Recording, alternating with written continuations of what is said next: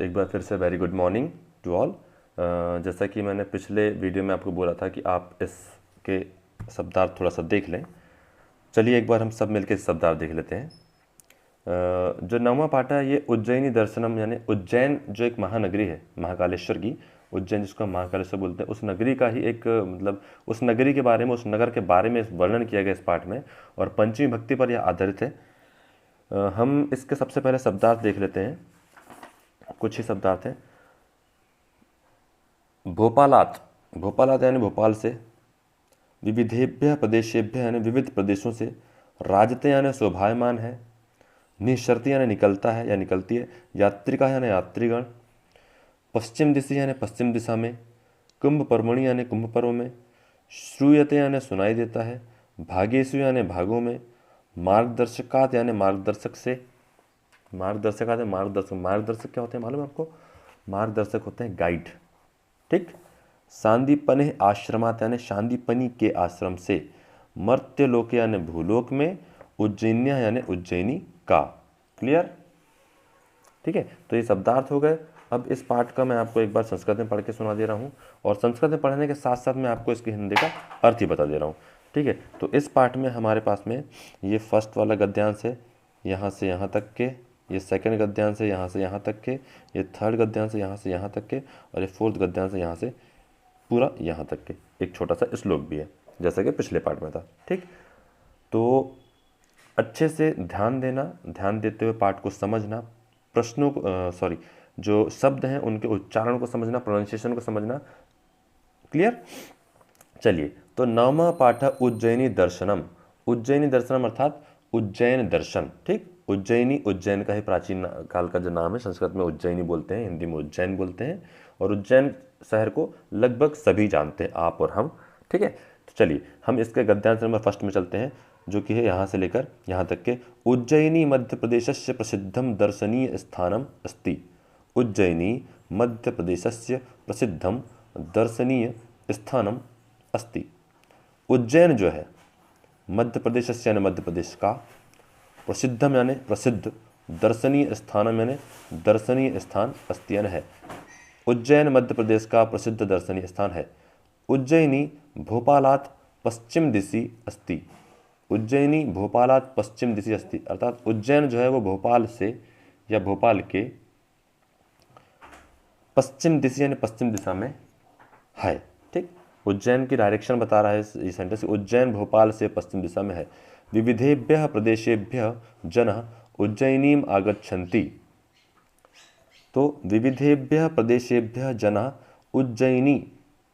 उज्जैनीम आगच्छन्ति। विविधेभ्यः यानी हमने यहाँ से पढ़े अभी, विविधेभ्यः प्रदेशों यानी विविध प्रदेशों से, यानी विविध यानी कि बहुत सारे प्रदेशों से, यानी आसपास के प्रदेशों से या देश भर से। विविधेभ्यः प्रदेशेभ्यः यानी विविधेभ्यः यानी बहुत सारे प्रदेशों से, जना यानी लोग, जना यानी आप और हम जैसे लोग, उज्जैनीम यानी उज्जैन, आगच्छन्ति यानी आते हैं।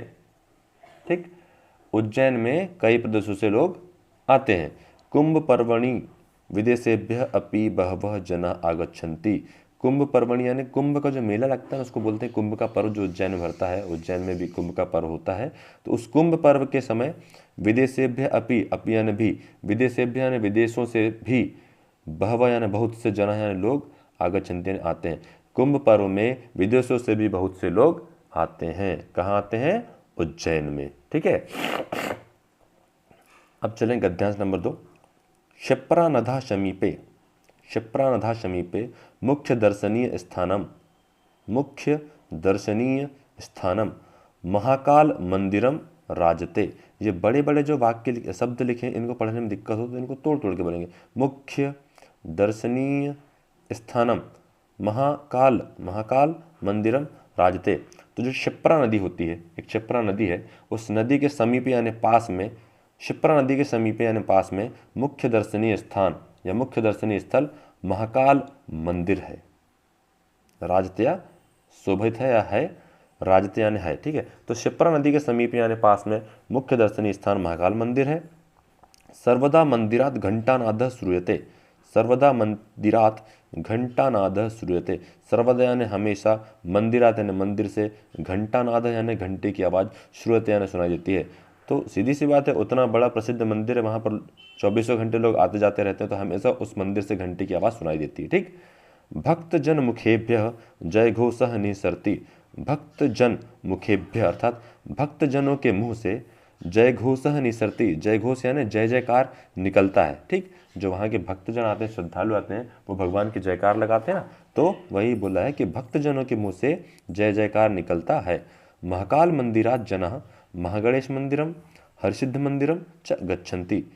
महाकाल मंदिरात जनः महागणेश मंदिरम हरिसिद्ध मंदिरम च गच्छन्ति। तो जो महाकाल का मंदिर है, महाकाल का मंदिर है, उससे मंदिरातन से महाकाल के मंदिर से जना यानी लोग महागणेश मंदिर यानी बड़े गणेश के मंदिर च को पहले बोलेंगे और हरिसिद्ध मंदिर जाते हैं। महाकाल मंदिर से लोग बड़े गणेश मंदिर और हरिसिद्ध मंदिर को जाते हैं। इतः चतुर्धाम मंदिरम समीपे एव अस्ति। इतः यानी यहाँ से चतुर्धाम मंदिर यानी चार धाम का जो मंदिर है, चार धाम का मंदिर सुने हैं आपने। आप किसी प्रवचन में बैठेंगे या किसी प्रकार की कोई सुंदर अमृतवाणी या कुछ सुनेंगे, तो उसमें आप देखना चार धाम की यात्रा बोलता है ना। तो चार धाम की यात्रा के लिए एक मंदिर बना, जिसको चार धाम मंदिर बोलते हैं, वही है। यहाँ से चतुर्धाम मंदिरम समीपे एव अस्ति, यहाँ से चार धाम मंदिर एव यानी भी समीप ही है, सॉरी एव यानी ही, यहाँ से चार धाम मंदिर समीप ही है अर्थात पास ही है। तथा चिंतामणि गणपति मंदिरम, चिंतामणि गणपति मंदिरम, चिंतामणि गणपति मंदिरम, मंगलनाथ मंदिरम, मंगलनाथ मंदिरम, काल भैरव मंदिरम, काल भैरव मंदिरम च जनः गच्छन्ति। तथा यानी फिर, ये जनः को पहले बोलेंगे लोग चिंतामण गणेश मंदिर, चिंतामण गणेश मंदिर, मंगलनाथ मंदिर और काल भैरव के मंदिर जाते हैं। क्लियर। अब आ जाइए नंबर 3, गद्यांश नंबर 3। उज्जयिन्यः सर्वेषु भागेषु रमणीय स्थानानि सन्ति। उज्जयिन्यः सर्वेषु भागेषु, उज्जैन के सभी भागों में रमणीय स्थानानि सन्ति। रमणीय स्थान, रमणीय अर्थात दार्शनिक स्थल, देखने लायक स्थल, जिनकी की सुंदरता और जिनका की जो विशेषता है वो पूरे विश्व में प्रसिद्ध है। ठीक है। यात्रिका मार्गदर्शकात् स्थानानां महत्वम जानन्ति। यात्रिका यानी यात्रीगण जो श्रद्धालु आते हैं, वो मार्गदर्शकात् यानी कि मार्गदर्शक से यानी कि गाइड से, स्थानानाम यानी स्थानों के, महत्वम यानी महत्व को जानते हैं। भाई सीधी सी बात है, आपके नैनपुर में अगर कोई आएगा और नैनपुर की विशेषता पूछेगा तो नैनपुर की विशेषता आप लोग उसे बताएंगे। वैसे ही उज्जैन में जो लोग गाइड बने हैं, उन लोग का पेशा, उन लोग का बिजनेस, उन लोग का पैशन, उन लोग का काम है, वो गाइड बन के वहाँ के जो स्थान है, वहाँ के इंपॉर्टेंस को लोगों को बताते हैं। तो जो वहाँ पे जो लोग यात्रा करने आते हैं, दर्शन करने आते हैं, उन लोग उन गाइडों से, जो गाइड होते हैं, उन गाइड से वहाँ के स्थानों के महत्व को जानते हैं। पंचकोशी यात्रायाम स्थानात स्थानम गच्छन्ति। पंचकोशी यात्रा, आपने अगर किसी एक राधे राधे वाला एक भजन भी होता है और बहुत सारी चीज़ों में आपने सुना होगा 5 कोस की यात्रा, पंचकोशी यात्रायाम।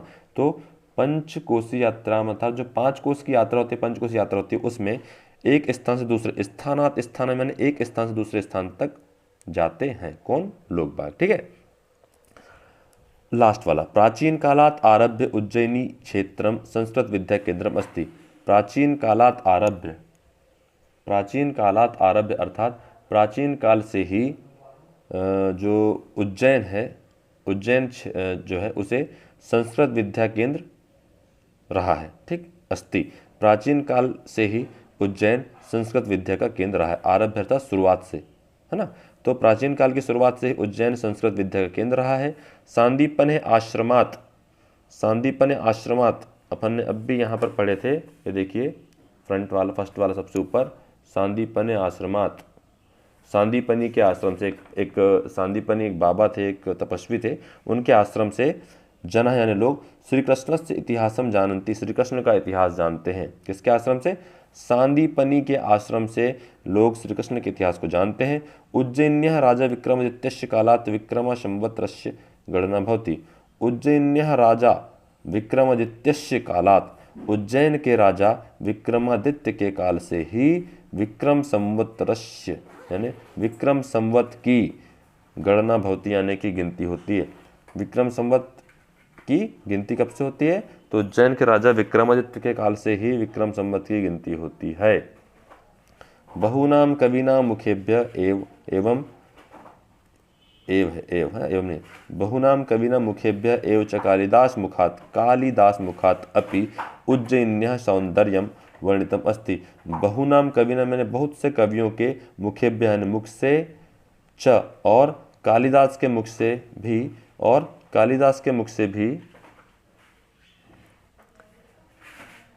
उज्जैनी अर्थात उज्जैन की सुंदरता के बारे में कहा गया है या सुंदरता का वर्णन किया गया है। महाकाल महिमा यथा, जो महाकाल है, महाकाल की महिमा इस प्रकार है, यथा इस प्रकार है, कैसी कि आकाशे तारकम लिंगम पाताले हाटकेश्वरम मर्त्यलोके महाकालम लिंगत्रयमुपास्महे। आकाशे तारकम लिंगम पाताले हाटकेश्वरम और मर्त्यलोके महाकालम लिंगत्रयमुपास्महे। आकाश में तारकेश्वर, पाताल में हाटकेश्वर और भूलोक मृत्युलोक अर्थात भूलोक में महाकालेश्वर, इन तीनों लिंगों को नमस्कार है। तो आकाश में तारकेश्वर, पाताल में हाटकेश्वर, भूलोक में महाकालेश्वर है, तीनों लिंगों को नमस्कार है। ओके, तो इस प्रकार इस पार्ट का भी हिंदी का ट्रांसलेशन आपको समझा दिया गया है।